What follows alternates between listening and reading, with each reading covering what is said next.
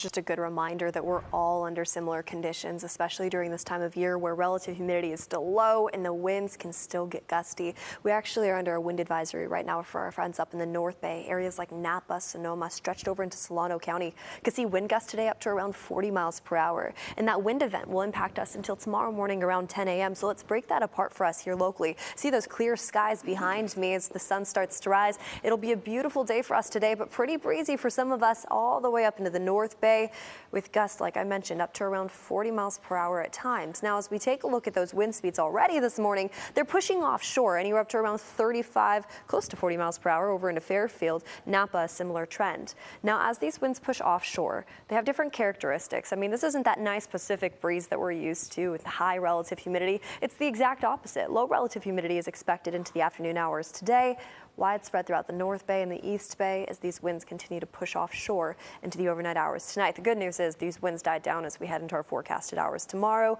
leaving us with mild conditions to wrap up this week. Now, something that Southern California and us here in the Bay have in common: the National Weather Service and the Climate Prediction Center both are showing drier than normal conditions for us as we wrap up this week and head into this weekend. So what does that mean for us? Well, there's no chance of rainstorms to come in to really give us any relief in sight when it comes to that humidity. So really what we're gearing up for is just gusty conditions today and tomorrow with lighter winds as we wrap up this week. Dry skies each day as we head into this weekend, which is good for our friends who want to maybe head up to Tahoe or stay here locally and do outdoor activities. But of course, we continue to monitor those fire weather conditions for our friends down in Southern California because they're experiencing very similar conditions when it comes to those drier than normal conditions as we expect as we head into this weekend and early next week. So daytime highs today and tomorrow we're pretty much remaining in the low 60s. We'll see that trend into the rest of this week with upper 50s as we head into early next week, giving us that more winter-like feel right around the corner.